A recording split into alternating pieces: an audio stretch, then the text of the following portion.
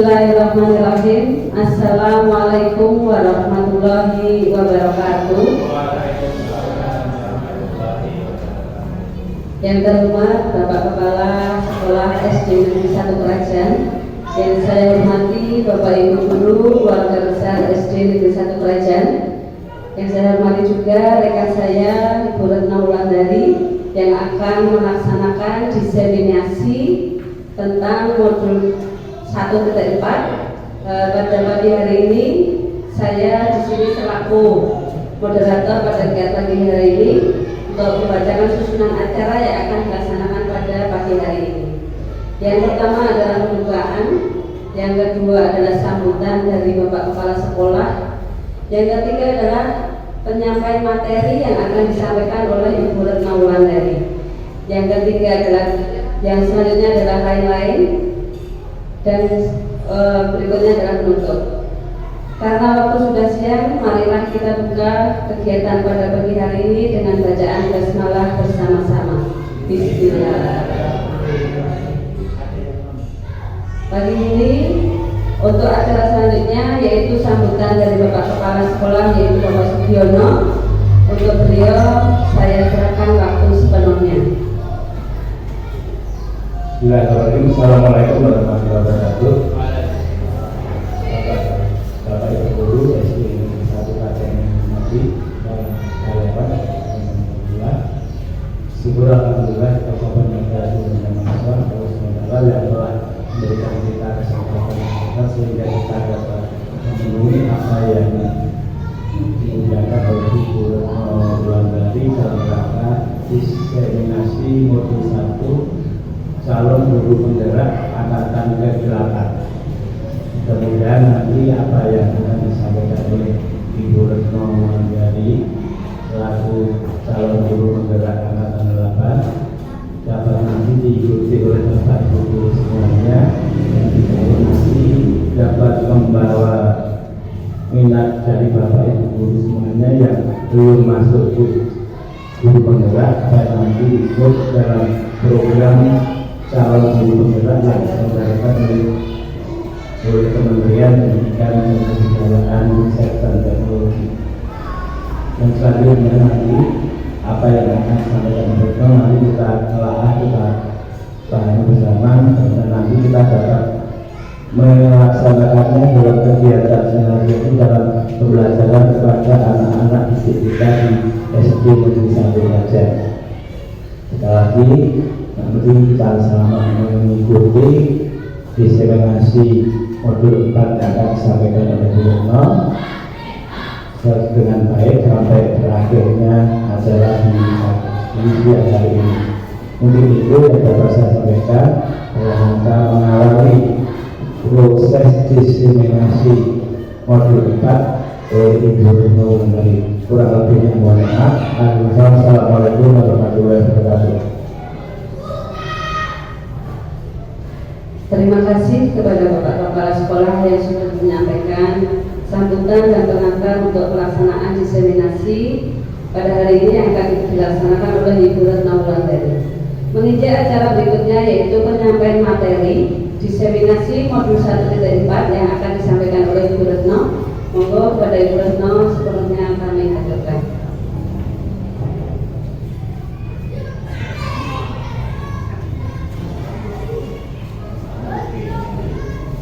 Assalamualaikum warahmatullahi wabarakatuh. Terima kasih kepada INS selaku moderator di acara diseminasi ini atas waktu yang diberikan. Terima kasih juga kepada Bapak Ibu Guru SD 1 Krajan yang telah bersedia menyempatkan waktunya untuk mengikuti acara ini.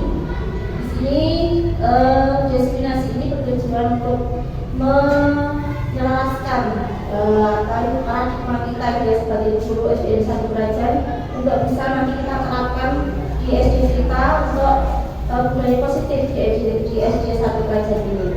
Dan acara ini untuk memenuhi tugas dari aksi nyata, ya, dari aksi nyata guru penggerak saya di angkatan CDP angkatan 8 ini. Kemudian untuk selanjutnya sekali dengan tujuan pendidikan menurut Ki Hajar Dewantara gitu ya. Jadi Ki Hajar Dewantara itu berpendapat bahwa menurut Ki Hajar Dewantara tujuan utama pendidikan itu adalah menuntun segala program yang ada pada diri anak. Dengan begitu anak atau peserta didik dapat tumbuh sebagai manusia dan anggota masyarakat yang mampu mencapai keselamatan dan kebahagiaan setinggi-tingginya. Oleh sebab itu, pendidikan hanya dapat mendukung tumbuh atau dunia kodrat yang ada dalam diri anak agar dapat memperbaiki lakunya bukan dasarnya. Jadi, di sini maksudnya adalah anak itu sudah mempunyai minat atau bakatnya masing-masing sejak lahir. Kita tidak bisa mengubahnya, tapi kita hanya bisa mengarahkan sebagai pendidik. Ya. Jadi, kita hanya bisa menuntun mereka untuk menjadi lebih baik lagi. Itu. Jadi tidak bisa mengubah karakternya, tidak bisa merubah istilahnya bakat dia. Kita hanya bisa mengembangkannya saja. Seperti itu. Lanjut Mbak Rosi. Nah, budaya positif itu, budaya positif di sekolah itu adalah nilai dan kebiasaan di sekolah yang berpihak pada murid agar mereka dapat berkembang menjadi pribadi yang kritis, penuh hormat dan bertanggung jawab sesuai dengan program belajar Pancasila. Budaya positif ini adalah kebiasaan kita bagaimana kita bisa membiasakan murid-murid kita untuk menjadi pribadi yang kritis dan bertanggung jawab. Jadi menurut Ki Hajar Dewantara tadi, kalau kita kodrat seorang murid itu dia sudah membawa dari sejak lahir gitu ya, sudah dibawa sejak lahir. Nah, bagaimana kita bisa mengarahkannya, kemudian mengarahkan menuntun dia untuk menjadi lebih baik, mengembangkan bakat yang dia miliki. Ya, ibaratnya kalau menurut beliau itu adalah sebuah kertas. Ya, seorang bayi yang lahir itu dia punya sebuah kertas polos, tapi sudah mempunyai sketsa yang belum jelas di situ. Sebagai pendidik kita adalah bagaimana memperjelas sketsa itu. Ya, dia mempunyai bakat, sebenarnya dia punya bakat seni. Nah, bagaimana kita bisa mengembangkannya? Kita latih dia, kemudian kita ikutkan di lomba-lomba sebesar seperti itu. Kalau dia berbakatnya dalam seni suara, berarti kita tempat dia untuk kita latih dia untuk bernyanyi dan sebagainya. Nah, ibaratnya kita seorang petani. Ya, petani itu dia ingin menanam jagung atau menanam padi. Kalau kita melihat seorang petani menanam jagung, berarti dia harus menumbuhkan jagung itu. Dia tidak bisa merubah tanaman itu menjadi padi, ya, atau tanaman lain yang diinginkan oleh petani. Kalau dia benihnya jagung, maka dia harus tumbuh menjadi jagung. Maka kemudian dia jagung, tidak bisa menjadi tumbuh tanaman yang lain. Yang bisa dilakukan seorang petani adalah bagaimana dia menyuburkan tanaman jagung itu, memberi pupuk, menyiraminya, kemudian menyiangi rumput yang ada di sekitarnya dan sebagainya. Ya, itu yang dilakukan seorang guru. Jadi kita tidak bisa merubah karakter dasar dari seorang anak, tapi kita harus bisa mengarahkannya dengan baik sehingga karakter baiknya itu bisa menutupi kelemahan-kelemahan atau kekurangan dalam diri anak. Lanjut Mbak Rosi. Nah, di sini ada tujuh konsep utama budaya positif. Yang pertama adalah perubahan paradigma belajar. Yang kedua, disiplin positif. Yang ketiga, kebutuhan dasar manusia. Yang keempat, motivasi perilaku manusia.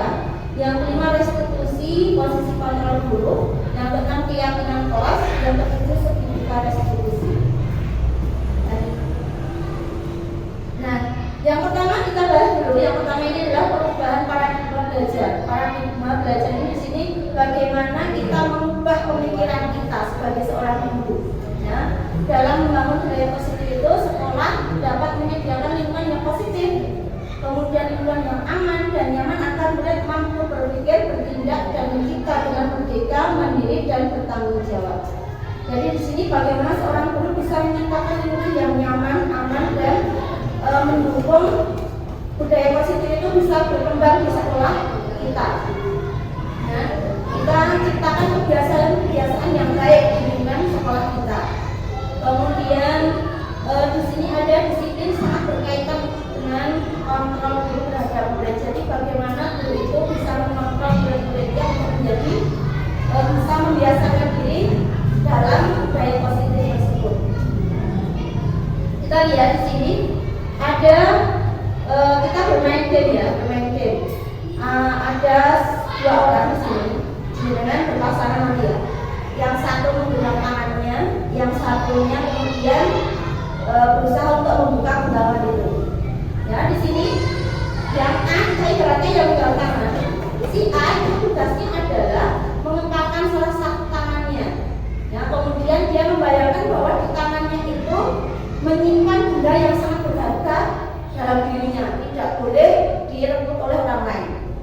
Ya, kemudian yang satu, yang si B nanti berusaha untuk mencoba membuka genggaman tangan itu, ya, dengan cara apapun, menggelitik atau mungkin mempengaruhi dengan kata-kata atau mungkin memarahi dia atau mungkin memaki dia dan sebagainya.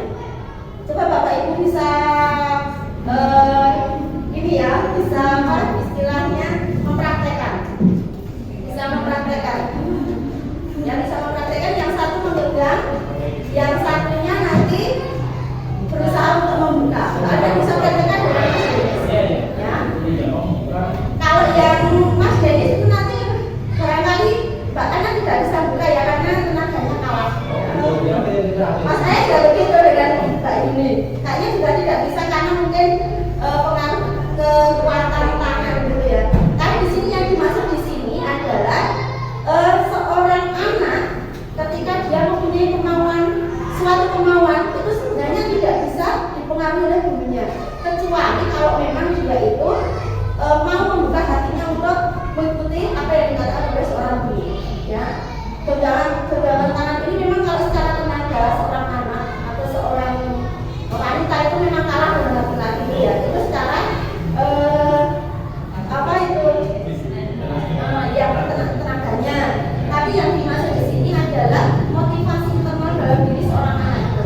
Jadi dia akan membuat sebuah tenaga apa yang ada dalam dirinya, tidak bisa dipengaruhi oleh guru maupun siapapun seperti itu. Ya.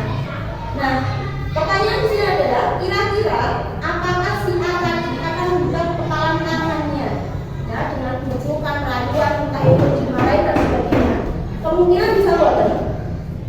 Bisa, karena mungkin dia membuka hatinya untuk wis aku baik, karena aku ingin seperti ini, mungkin ya. Kemudian ataukah si A tadi akan bertahan dengan menolak membuka kepalan tangan sampai sekuat tenaga, ya. Kenapa? Karena dalam dirinya dia mempercayai bahwa ini adalah hal yang sangat berharga dan tidak boleh dipengaruhi oleh orang lain. Lanjutkan. Nah, perubahan paradigma materi kontrol di sini berhubungan dengan kepala tangan tadi ya. Bahwa seorang anak itu bisa dikontrol gurunya, tapi dengan alasan-alasan tertentu di sini. Ya. Dengan alasan-alasan tertentu. Jadi yang pertama, ilusi guru mengontrol murid. Itu ya, yang pertama.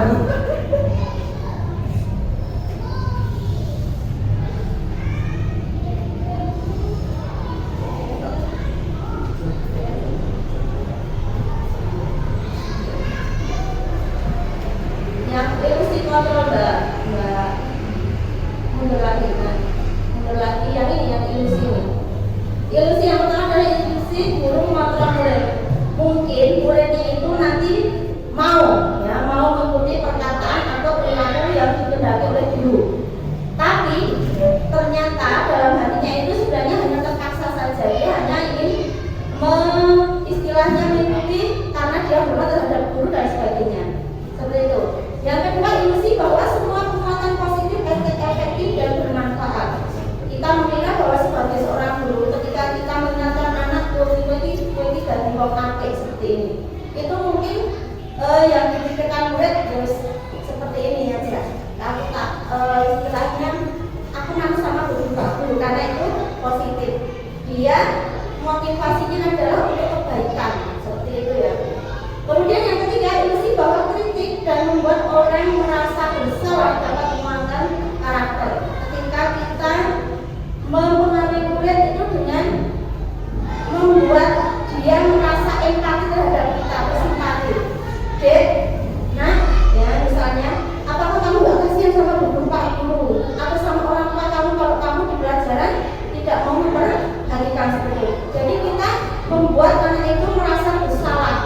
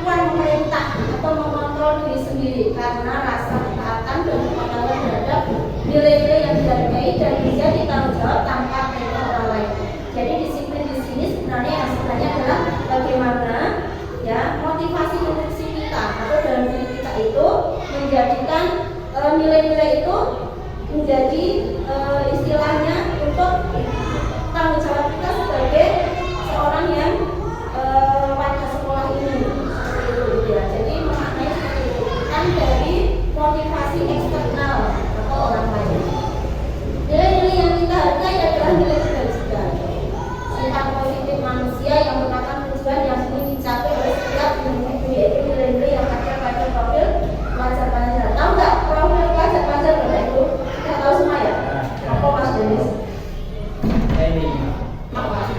Pak lima? Lima mana? Nah, satu. Kenapa bahasa itu? Kenapa buat ini? Beriman dan bertakwa, berkarakter, apa dia? Yang kedua apa dia? Berkotong, raya. Yang ketiga apa Mas Dennis? Benar kritis. Benar kritis, betul. Yang keempat? Kreatif. Optimal, global. Ya, yang keenam? Yang keenam mandiri. Benar sudah, mandiri. Sudah. Sudah, tadi sendiri ya. Belum ada pasangan. Itu beda berarti. Ya, jadi itu profil pelajar Pancasila ada 6 itu ya. Bagaimana kita menanamkan pada anak-anak kita itu profil pelajar Pancasila ini. Lanjut nggak? Yang ketiga adalah kebutuhan dasar manusia. Jadi ada 5 kebutuhan dasar manusia sebenarnya. Nah, kalau kita dulu di SD itu tahu kebutuhan kita itu kan kebutuhan sekunder, yaitu kebutuhan primer, kemudian sekunder dan tersier ya. Kalau dalam materi ini ternyata beda, saya baru tahu juga. Ya, ada kebutuhan manusia itu ada 5 di sini. Ada kebutuhan bertahan hidup, yang kedua kasih sayang dan rasa cinta, diterima oleh orang lain. Yang ketiga kebebasan, yang keempat kesenangan, yang kelima penguasaan. Nah, kita satu persatu, lanjut Mbak. Saya menghadirkan kasus dulu ya, biar nanti kita paham sebenarnya apa itu kebutuhan dasar kita. Ada sebuah kasus di sini. Ibu Tuti dulu kelas 5 SD bermain. Sedang bingung menghadapi ulah salah seorang murid di kelasnya yang bernama Agus. Ada yang bernama Agus? Oh tidak. Yang bernama Denis ada di sini. Selanjutnya beberapa anak telah datang dan mengumpulkan tentang Agus yang seringkali meminta pertamakan siang mereka dengan paksa. Ini ketikanya salah.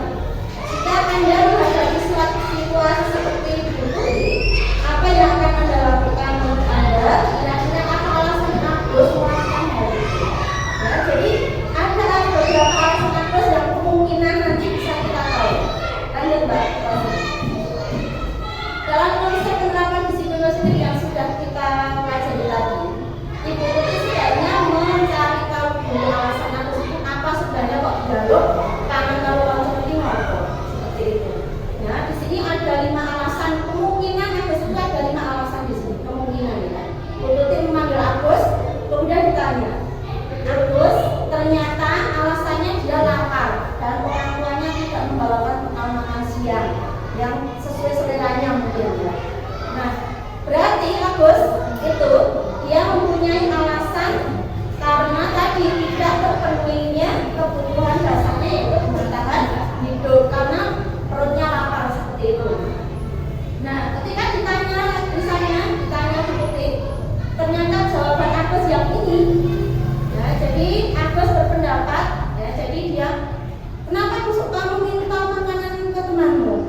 Oh lah, teman-teman nggak mau ini, nggak mau berbagi. Aku pengen teman-teman itu pengen mereka tahu bahwa aku itu nggak suka makanan yang dari rumah misalnya. Kan temannya tidak tahu seperti itu, tapi aku ternyata hanya mengambil secara paksa seperti itu. Berarti Agus itu dia mempunyai alasan karena dia tidak terpenuhi kasih sayang dan rasa diterima oleh teman-temannya. Kemudian alasan misalnya di Agus itu ternyata jawabannya adalah yang ketiga, dia merasa hebat karena temannya jadi takut dan menuruti keinginannya. Dia ingin di istilahnya diakui oleh teman-temannya bahwa dia itu orang yang kuat kelas itu atau di antara teman-temannya. Jadi dia ingin membuktikan bahwa konco-konco juga beritahu. Ya walaupun dia tidak mau tapi terpaksa dia memberikan makanan itu pada. Berarti dia di sini kebutuhan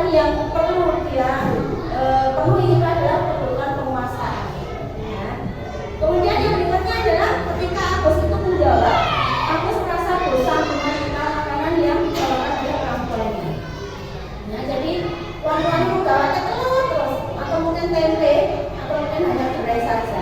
Ya, pengen aku sih mbak aku tuh bawa ke ayam yang konco-konco kain. Berarti dia pengen orang tuanya itu memberi kebebasan dia memilih lauk yang ingin dia makan seperti itu. Ternyata orang tuanya hanya tidak mampu seperti itu. Jadi Agus itu memerlukan kebutuhan kebebasan, gitu ya. Bisa memilih lauk yang dia inginkan. Apabila Agus itu menjawab, ya nanti ada kuis ya soal itu ya. Apabila itu Agus menjawab, Agus hanya iseng dan menikmati ekspresi wajah temannya yang besar. Jadi di sini dia ingin memenuhi kebutuhan kesenangan dia. Ya, aku senangnya nek dua kancaku panik atau mungkin nangis atau marah dan sebagainya, emosi ketika aku mengambil makanannya. Nah ini kebutuhan dasar yang mungkin seringkali kita jumpai. Saya dulu juga pernah tuh ya, pernah ingin merasa diakui oleh temannya. Kan bapak ibu dulu pernah ya, pernah nggak? Ada temannya yang mungkin membeda-bedakan seperti itu. Itu berarti kita membutuhkan kasih sayang teman. Atau mungkin ingin kita kebebasan ketika pelajaran kita merasa bosan dan sebagainya. Aku pengen bebas keluar kelas. Itu berarti kita pengen memenuhi kebutuhan diri kita menjadi orang yang bebas dan sebagainya. Lanjut Mbak. Unsur yang keempat adalah motivasi perilaku manusia. Di sini ketika seseorang atau kita melakukan sesuatu itu pasti kita punya motivasi atau semangat. Semangat mungkin ada dua ya, dari luar diri kita dan dari dalam diri kita. Nah, yang pertama ini untuk menghindari ketidaknyamanan atau hubungan yang akan terjadi bila saya tidak melakukannya. Ini termasuk motivasi eksternal atau yang ada dari luar diri kita, termasuk ketika kita di kelas ya, memberikan aturan pada anak didik kita. Ketika guru sudah masuk, berarti kalian sudah ada di tempat ini, sudah berdoa dan sebagainya. Itu namanya kita motivasi eksternal untuk anak didik kita. Ya. Anak merasa ini, wah, aku pun orang masuk sih, bukan kalau guru, bukan orang doa sih, berarti guru lalu. Dia motivasinya melakukan sesuatu itu karena takut dengan buku Pak Guru. Ya. Itu termasuk motivasi eksternal. Yang kedua adalah untuk mendapatkan imbalan atau penghargaan orang lain. Anak-anak, besok kalian berlatih. Misalnya kalau saya beragama ya, hafalkan surat Al-Kafirun dengan benar dan lancar. Ya, ketika nanti kalian hafal di kelas, tolong diperhatikan itu. Ya. Kalau anak yang lancar, bacaannya tajwidnya benar, kemudian panjangnya benar, berarti nanti kalian dapat imbalan dari guru berupa misalnya uang 10.000 misalnya ya. Itu berarti dia motivasinya eksternal karena ingin mendapatkan uang 10.000, maka dia menjadi wah aku kudu sampai bacaan itu seperti itu. Berarti dia motivasinya karena orang lain atau mendapatkan imbalan. Yang ketiga ini yang paling benar, untuk menjadi orang yang mereka inginkan dan menghargai diri sendiri dengan nilai-nilai yang mereka percaya. Jadi yang melakukan sesuatu itu pengen dia itu karena dalam dirinya aku harus belajar besok menisok yang berkaitan apik, besok isa berkaitan akeh itu motivasi dalam dirinya tanpa embel-embel motivasi dari orang lain, orang tua, guru dan sebagainya. Lanjut Mbak. Hukuman dan sanksi atau konsekuensi. Di sini ada kasus lagi, coba dilihat. Iva kurang menguasai pelajaran matematika sehingga pada saat pelajaran berlangsung dia lebih banyak berdiam diri menggambar buku pelajarannya. Pada saat itu ditanya guru matematikanya yaitu Pak Seno. Iva menjadi gugup dan tak sengaja menjatuhkan tasnya dari kursi dan menjadi gagal saat akan menjawab pertanyaan. Teman sekelasnya menjadi tertawa melihat Iva yang gagap dan terkejut tersebut. Pak Seno membiarkan Iva ditertawakan oleh teman-temannya. Bahkan menyuruh Iva maju berdiri di depan kelasnya sambil menunjuk hidungnya karena tidak bisa menjawab pertanyaan. Kelas makin gagap dan anak-anak pun tertawa melihat Iva yang dihukum di depan kelas. Nah, menurut Anda, teman semua, apakah Anda setuju dengan tindakan Pak Seno terhadap Iva? Setuju Bapak Ibu? Betul. Alasannya kenapa? Alasannya karena Ini perbuatan yang tidak positif gitu ya. Menurut Anda tindakan Pak Seno terhadap kita termasuk hukuman atau konsekuensi? Apa Bu Erna? Hukuman apa konsekuensi Bu? Diva dihukum, diberi sanksi oleh Pak Guru Pak Seno karena dia tidak bisa menjawab pertanyaan. Diva maju ke depan kelas, mengangkat satu kakinya, mengangkat ya, berdiri di depan kelas sambil menunjuk hidungnya. Apakah hukuman atau konsekuensi? Hukuman ya. Kenapa hukuman? Bu Rena lebih tahu loh dari saya. Bu Rena lebih tahu. Karena hukuman, karena memang hukuman itu ketika dia melakukannya itu tidak nyaman, seperti itu ya. Jadi ketidaknyamanan dia, kemudian dia merasa terintimidasi, merasa tersakiti dengan baik itu verbal maupun perilaku, berarti itu termasuk hukuman. Nah, lanjut Pak Rosi. Nah ini ada perbedaan antara hukuman, keyakinan, dan restitusi. Nah kita bedakan di sini. Hukuman itu tidak terencana. Ketika tiba-tiba kita di kelas, ya ternyata ada anak yang nyetuk dengan kata-kata kasar. Sebagai ibu atau bapak guru kira-kira kita emosi gitu ya. Emosi kemudian kita langsung menunjuk anak tersebut untuk berdebat. Kenapa kamu berkata kasar seperti itu? Bahkan kita mungkin karena emosionalnya kita bisa menghukum anak itu. Ya, kamu diri atau keluar sana kerjakan tugas halaman ini. Nah seperti itu. Kemungkinan itu yang kita lakukan. Nah itu bentuk hukuman. Kemudian bersifat satu arah, guru tidak meminta pendapat anak atau orang lain. Ketika melakukannya, guru hanya berfokus pada pendapatnya saja. Kemudian hukuman itu berupa hukuman fisik maupun psikis. Ketika kita menjelekkan kowe iki rame, elek, ireng rame dan sebagainya. Nah, misalnya itu berarti itu secara psikis kita menjatuhkan anak, ya. Kalau fisik jelas dia menyakiti anak secara fisik, lari, push up, kemudian berdiri di depan bendera dan sebagainya itu termasuk fisik, hukuman fisik. Kemudian murid atau anak disakiti oleh suatu perbuatan atau kata-kata, hampir sama ya dengan psikis. Bedanya dengan keyakinan, kalau keyakinan itu terencana, ya terencana. Bapak Ibu guru kemarin awal pelajaran saya tidurnya sudah. Saya tanya yang lain. Keyakinan menyepakati peraturan kelas betul? Belum, sudah. Berarti dengan sudah melakukan keyakinan kelas ini. Ketika kita membuat kesepakatan di kelas, sebelum kita memulai pembelajaran di semester ini, kita buat kesepakatan kelas dulu. Itu namanya keyakinan kelas. Ya. Oh belum toh Pak? Berarti nanti dikerjakan dulu Pak ya. Sarannya ya Bu. Ya, nanti bisa tanya beda yang bisa dibaca. Nah, itu. Jadi keyakinan kelas itu termasuk kesepakatan kelas, tapi dibuat bersama-sama dengan murid. Anak-anak nanti silakan kalian berpendapat apa yang mau disepakati sebelum kita pembelajaran. Mungkin anak-anak akan menyepakati nanti masuk tepat waktu, atau mungkin makan boleh nggak Bu? Di sekolah sana. Kalau tidak boleh berarti ada zaman ya kalau makan. Minum mungkin atau mungkin ketika pelajaran tidak boleh gojek atau sering keluar kelas, dipipis, dibuang sampah dan sebagainya. Itu adalah kesepakatan bersama untuk membuat keyakinan kelas. Kemudian boleh tetap dibuat tidak nyaman di sini. Ya, jadi memang peraturan itu memang ada ketidaknyamanan ketika kita melakukannya. Kemudian yang berikutnya sikap guru selalu memonitor murid. Ya, di sini sikap guru selalu memonitor murid. Jadi dongeng ini wes apa istilahnya sudah membuat peraturan loh di sini. Kenapa kamu melanggar dan sebagainya? Itu ya keyakinan. Nah restitusi ini sebenarnya hampir sama dengan keyakinan, namun di sini ini yang paling sempurna.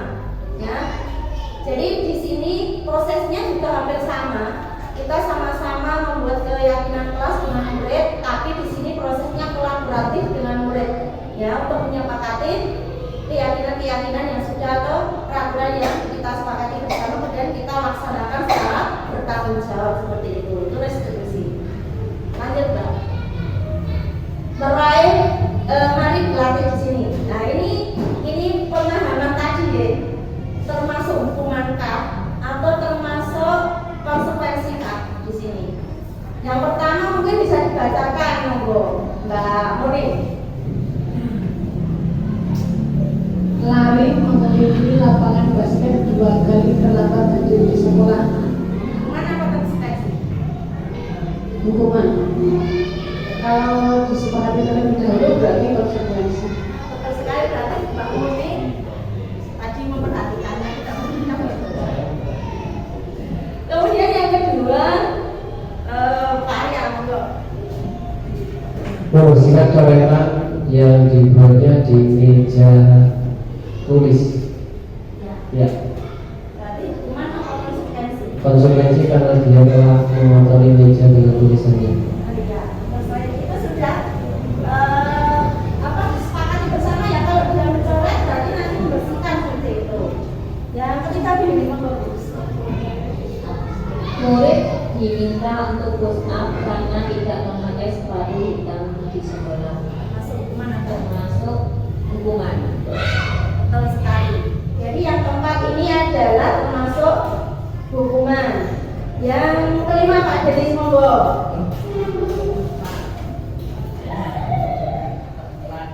Empat, menggantikan kertas tugas teman yang telah dicoret-coret. Konsekuensi. Berarti paham betul. Monggo Bu Ana yang selanjutnya. Berjemur di lapangan basket pukul 12 siang karena ngobrol dengan teman saat belajar. Konsekuensi. Konsekuensi. Betul apa tidak? Sebab berupa fisik ya. Berarti termasuk hukuman. Untuk Wiwi lanjut. Berdiri di kelas dengan mengangkat satu kaki karena tidak bisa menjawab pertanyaan. Termasuk hukuman, tapi bisa juga konsekuensi. Mungkin jadi kesepakatan kelas juga bisa. Nah, ini yang terakhir tadi ternyata Dwi ada dia hukuman, kemudian bisa juga konsekuensi karena memang sudah disepakati. Tapi kalau di sini kesepakatan itu lebih condong untuk hal yang positif, bukan untuk yang hal negatif. Ini kan berupa fisik, berarti dia termasuk hukuman seperti itu ya, lebih cenderung ke hukuman. Monggo. Nah ini tadi ya hukuman, konsekuensi, hukuman jawaban dari yang ini tadi. Ya, lanjut ya. Kita lihat sekarang posisi kontrol seorang guru. Ada 5 posisi seorang guru. Ketika guru itu punya masalah dengan muridnya atau mungkin muridnya punya masalah, nah kita sebagai seorang guru bagaimana bisa mendorong murid itu menyelesaikan masalahnya seperti itu, bukan membuli ya. Kalau gurunya sudah itu tidak boleh. Ya, jadi kita bagaimana kita memotivasi anak untuk istilahnya menyelesaikan masalahnya. Di sini ada beberapa kontrol guru.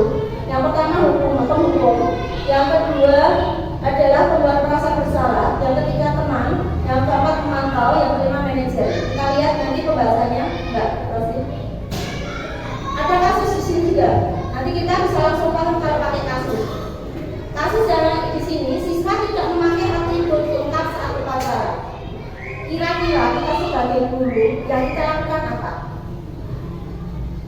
Memanggil murid langsung dihukum atau menanyai dulu atau bagaimana?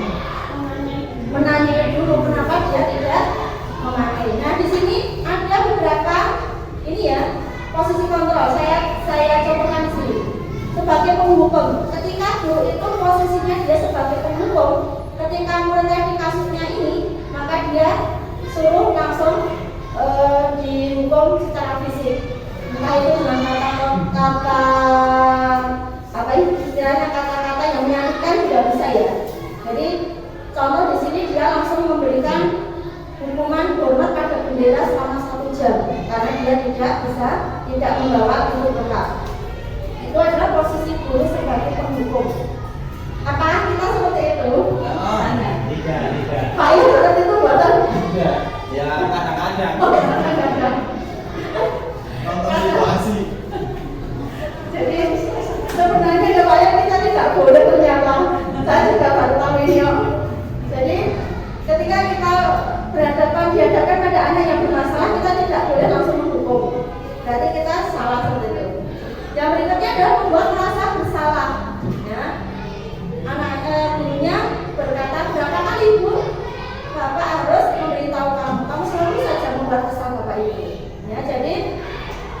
dibuat merasa bersalah.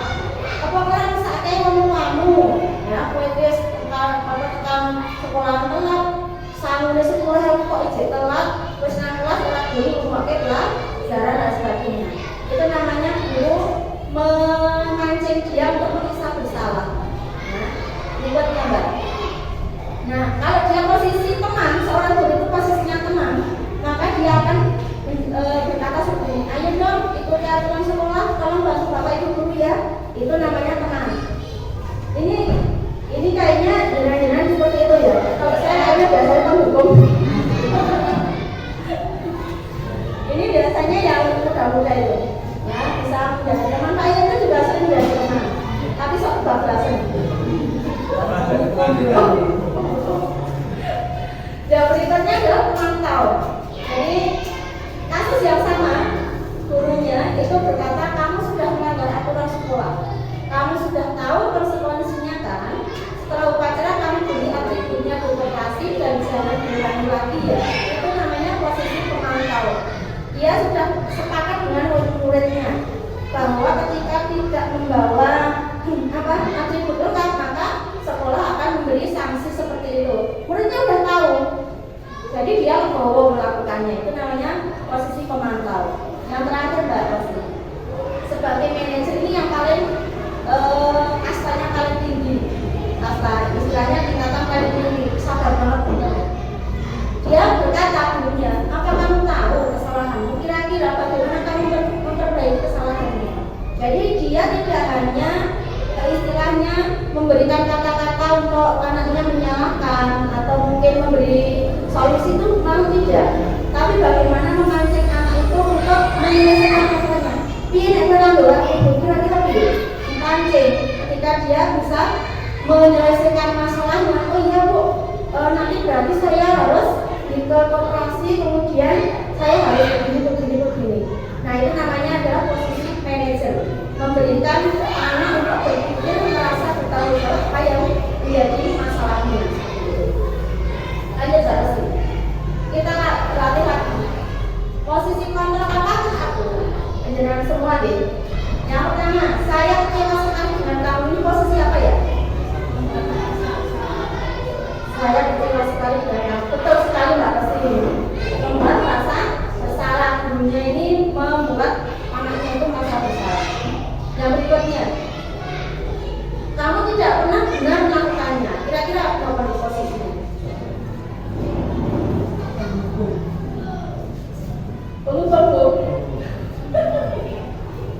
Penghukum atau pemantau atau apa posisinya? Saya sudah lupa.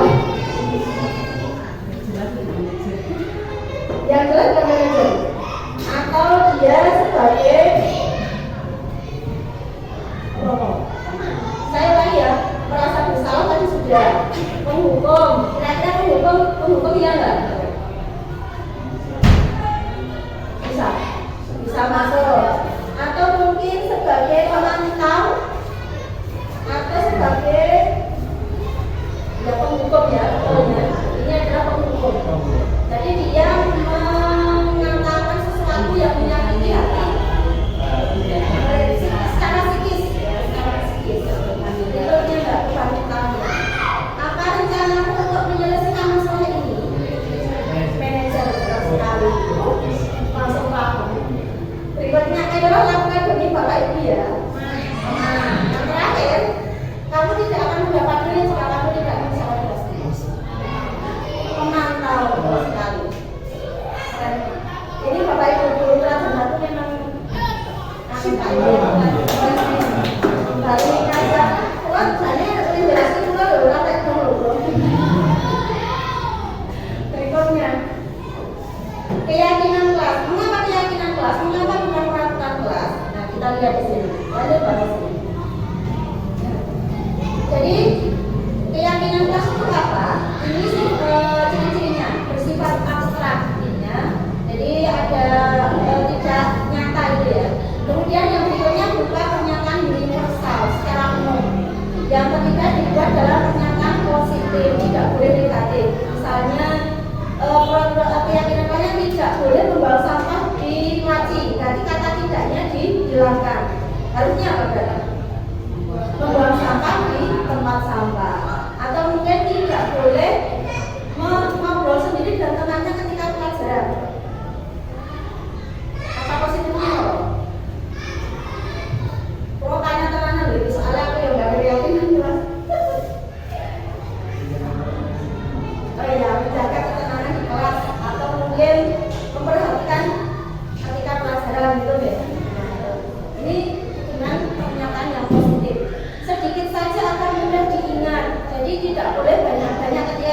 membuat keyakinan kelas.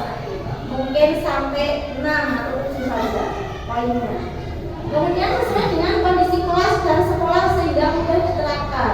Jadi kondisi kita misalnya sampai kok, berarti kita bagaimana untuk membuat keyakinan itu. Oh, nanti anak-anak setiap kelas ada piket untuk membuang sampah di tempat yang besar setiap pagi. Jadi Bapak Ibu sudah sesuai dengan kondisi lingkungan kita. Ya. Kemudian semua warga sekolah atau warga kelas dilibatkan saat membuat keyakinan kelas. Ya, tidak boleh seorang guru membuat keyakinan itu hanya berdasarkan pendapatnya guru saja, tapi bagaimana kita berkolaborasi dengan anak. Silakan anak-anak berpendapat menyampaikan apa yang diinginkan di kelas ini, keyakinan kelas kita. Ya, berarti kita harus berkolaborasi dengan anak, tidak boleh sendiri. Lanjut, Pak. Segitiga restitusi ini. Saya juga baru mengalami Bapak Ibu, bukan berarti saya tahu. Yang tahu sudah benar, ya, karena benar sudah lulus. Ya. Segitiga restitusi itu ada 3 poin di sini. Tahapannya ada 3. Yang pertama menstabilkan identitas. Yang kedua validasi tindakan yang salah. Yang ketiga menanyakan keyakinan ada murid. Jadi segitiga restitusi itu apa toh? Itu adalah proses menciptakan kondisi bagi murid untuk memperbaiki kesalahannya. Tidak menjustice gue salah, jadi gue harus milih, tidak. Tapi bagaimana kita mengarahkan anak untuk memperbaiki kesalahannya dan mempertanggungjawabkan menyelesaikan masalahnya. Itu tujuan dari restitusi ini. Lanjut, Pak. Menstabilkan identitas. Jadi ketika anak mempunyai kesalahan, ya, kesalahan itu dia harus kita 4 mata boleh. 4 mata kita panggil, kemudian kita tanya secara baik-baik, gitu ya, kalau dia ada masalah. Jadi ini berdasarkan mungkin membuat kesalahan adalah bagian dari proses pembelajaran. Ini pertanyaannya seperti ini bentuknya. Ketika kita memanggil anak berbuat salah itu wajar, ya. Bapak Ibu guru juga pernah berbuat salah. Jadi kita stabilkan emosinya dia dulu, identitasnya itu berarti mungkin ya nggak apa-apa sebenarnya seperti ini. Ya, berarti semua orang itu memang ada suatu saat memang bisa berbuat kesalahan. Bisa juga dengan kata-kata tidak ada manusia yang sempurna. Ya, jadi tidak masalah kamu membuat kesalahan itu, karena itu tidak disengaja seperti itu. Kemudian ibu bapak juga pernah melakukan itu. Ya, jadi kita stabilkan ya. Atau mungkin dengan kata-kata ibu bapak tidak akan mencari siapa yang salah, tapi ibu bapak ingin mencari solusi dari permasalahan ini. Ya, atau mungkin kamu berhak merasa begitu dan seperti itu. Dengan kata-kata lain juga ngomong ya, tapi dengan ini proses ini. Lanjut terus. Yang kedua yaitu validasi tindakan berdasarkan prinsip setiap perilaku berupaya memenuhi suatu kebutuhan tertentu.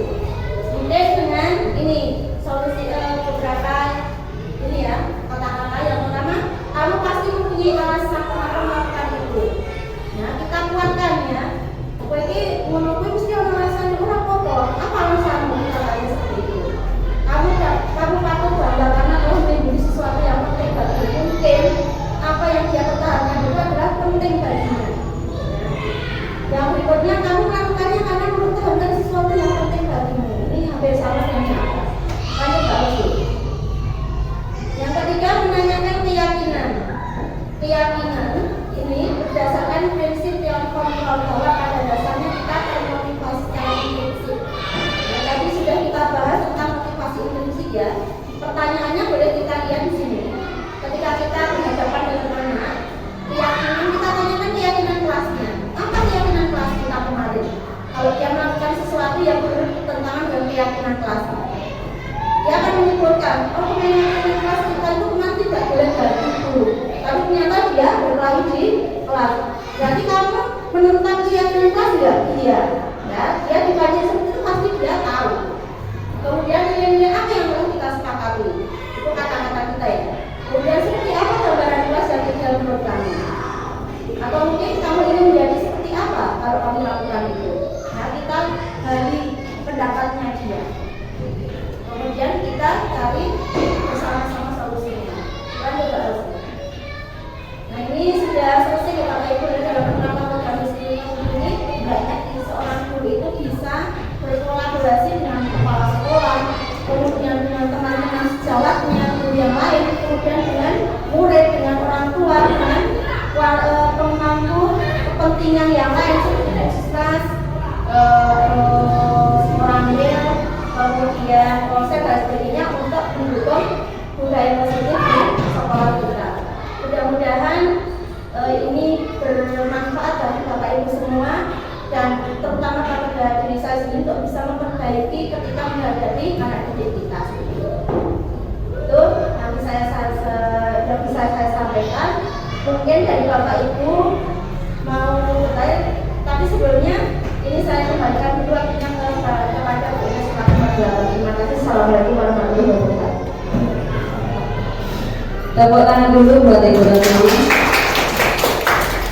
Terima kasih sudah memberikan banyak ilmu atau pengetahuan kepada kita semua. Paling tidak sedikit banyak kita jadi tahu, oh kemarin aku ternyata keliru dalam menangani anak yang mungkin mengalami problem ya, karena kan anak melakukan sesuatu itu ternyata ada alasannya dan kita mungkin selama ini tidak menanyakan ke anak kenapa anak melakukan hal itu. Disinilah ada sedikit yang bisa kita petik pada materi yang disampaikan oleh Bu Retno di pagi hari ini. Utamanya kita sebagai guru adalah harus bisa bersikap sebagai among, artinya kita melayani atau memberikan pelayanan kepada anak sebaik mungkin. Apa kebutuhan anak? Ternyata kebutuhan anak itu ada beberapa kebutuhan yang kita tahu kemarin hanya kebutuhan fisiknya aja. Ternyata apa yang dilakukan anak itu ternyata mereka membutuhkan sesuatu yang terkadang kita belum memahami. Untuk selanjutnya adalah sesi tanya jawab. Nanti saya akan menjadi moderator, di mana nanti Bapak Ibu atau teman-teman menanyakan hal yang mungkin belum dipahami pada kegiatan atau penyampaian materi siang hari ini. Nanti Bu Retno akan menjawab semaksimal mungkin untuk menambah wawasan kita. Langsung saja, barangkali ada teman yang mau bertanya tentang materi yang sudah disampaikan oleh Bu Retno pada kali ini. Oke, Bu Yuni. Monggo, Bu Yuni. Assalamualaikum warahmatullahi wabarakatuh. Terima kasih untuk waktu yang telah diberikan kepada saya. Sekolah kita adalah sekolah yang banyak diminati oleh orang tua untuk anak-anaknya di sekolah masih satu saja ya. Terbukti dengan banyaknya siswa yang masuk di sekolah kita sekarang sudah sekitar 250 lebih ya Mbak Tia. Nah, di sini kita sebagai guru, saya juga ingin menanyakan bagaimana cara kita sebagai guru untuk menanamkan disiplin murid-murid kita yang sebanyak itu, gitu. Gitu ya. Bagaimana cara kita sebagai guru untuk menanamkan disiplin positif kepada murid-murid kita yang sangat banyak. Terima kasih kepada Bu Yuni. Beliau menanyakan dengan kondisi murid kita yang sekian banyaknya, dengan berbagai karakter dari masing-masing anak, kira-kira apa yang bisa kita lakukan untuk bisa mendisiplinkan anak didik kita? Seperti itu ya Bu Yuni. Monggo Bu Retno untuk menyampaikan jawabannya. Terima kasih atas pertanyaan yang disampaikan oleh Bu Yuni. Untuk menanamkan anak-anak kita itu disiplin positif itu tertanam pada diri mereka adalah dengan cara memancing, memberikan motivasi secara implisit, menanamkan pada dirinya motivasi implisit pada diri anak itu. Ya, kalau motivasi eksternal kan yang berpengaruhnya hanya mungkin 50% atau berapa, tapi kalau ketika itu motivasinya dalam diri anak sendiri, maka dia akan melakukannya dengan ikhlas dan bertanggung jawab seperti itu. Kemudian selain itu kita menanamkan motivasi implisit pada diri anak itu dengan cara yang lain. Yang kedua adalah dengan membiasakan, memberikan kebiasaan yang positif pada anak didik kita. Ya, di sini kan ada banyak ya kebiasaan positif, mulai dari doa sebelum belajar, sudah belajar, kemudian membaca juz aman, kemudian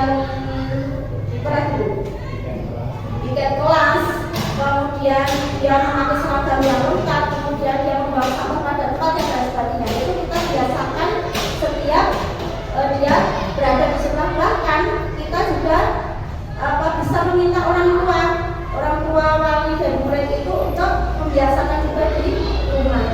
Itu langkah-langkah yang bisa kita lakukan untuk menanamkan disiplin positif pada anak. Itu mungkin Bu Erna.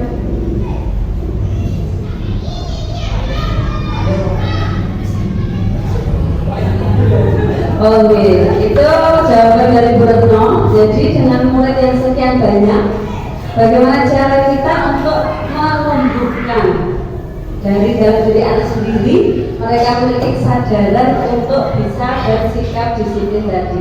Jadi PR kita adalah sebagai guru bagaimana bisa menumbuhkan kesadaran diri anak untuk bisa menjadikan mereka dari mereka paling tidak bertanggung jawab pada dirinya sendiri untuk bisa bersikap mandiri dan bertanggung jawab lagi. Selanjutnya masih ada pertanyaan dari Pak Yon, yaitu monggo Pak Yon lanjut. Oke, terima kasih. Sebelumnya mohon maaf tadi ada kelas sedikit. Saya yang mau tanyakan ini adalah perbedaannya sedikit saja, karena kita juga butuh pengetahuan perbedaannya disiplin dengan perbedaan disiplin positif. Nah, itu.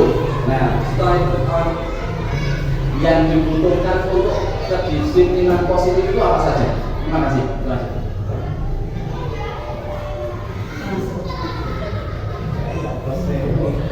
Disiplin positif perbedaannya tulisannya ya Pak ya? Satu disiplin yang saling tahu. Budaya positif dan budaya positif.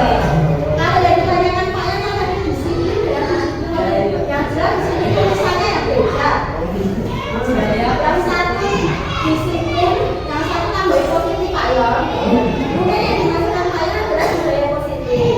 Budaya positif itu adalah kebiasaan-kebiasaan yang positif di lingkungan sekolah, terutama untuk apa istilahnya untuk menuju murid ya tadi menuju profil pelajar Pancasila seperti itu, karena memang kita kurikulumnya membuka dasar dulu.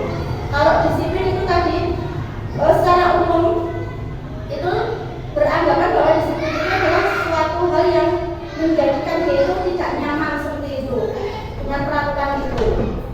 Itu mungkin yang bisa saya jawab ya Pak ya.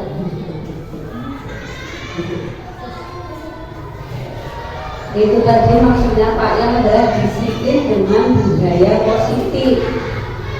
Jadi perbedaannya kalau disiplin kan terkait kemarin yang membuat peraturan itu biasanya guru. Nah disitulah pemahaman kita tentang disiplin. Tetapi di sini adalah budaya positif itu adalah dibentuk tidak hanya oleh seorang guru, tetapi juga melibatkan anak didik kita. Disitulah akan terwujud suatu budaya yang positif, yang artinya adalah pembiasaan-pembiasaan yang tentunya positif di lingkungan sekolah kita. Menambah seperti itu ya Pak Yan. Alhamdulillah beberapa sesi telah kita laksanakan pada kegiatan diseminasi budaya positif pada siang hari ini. Terima kasih saya sampaikan kepada Pak Kepala Sekolah Pak Sugiono, kepada Bu Retno Wulandari sebagai pemateri pada siang hari ini. Tidak lupa juga kepada Bapak Ibu guru, teman-teman keluarga besar SD Negeri 1 Praja. Sampailah pada penghujung acara pada siang hari ini.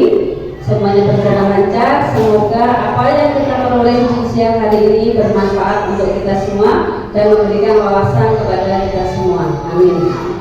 Untuk menutup acara pada siang hari ini, marilah kita tutup acara siang hari ini dengan bacaan hamdalah bersama-sama. Alhamdulillah. Saya selaku pembawa acara atau moderator pada siang hari ini, jika memiliki banyak kesalahan saya mohon maaf. Wassalamualaikum warahmatullahi wabarakatuh.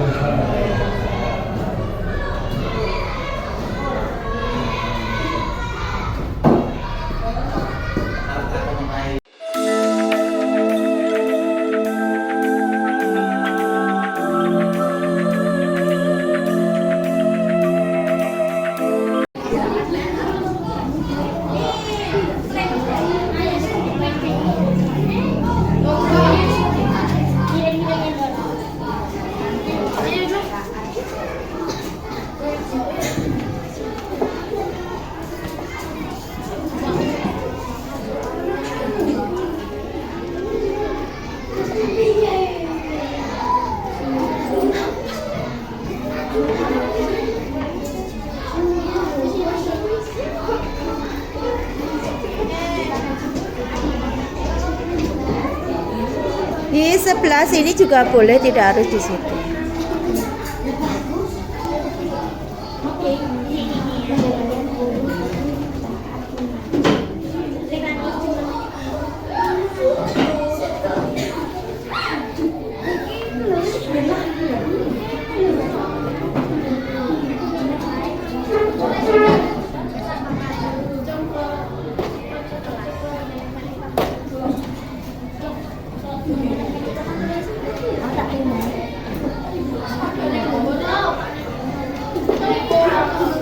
Belajar agar orang tua saya bahagia. Saya ingin kelas ini bersih dari kotoran dan sampah, dan saya ingin kelas ini sering menghormati sesama lain. Satu, membaca amat melaksanakan sholat sunnah bagi yang Islam.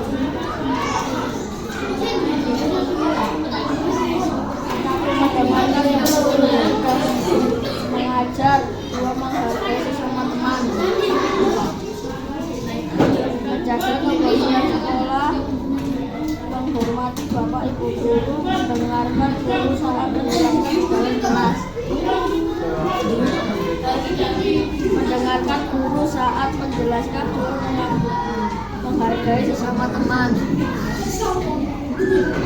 Aku ingin kelas ini menjadi bersih. Aku ingin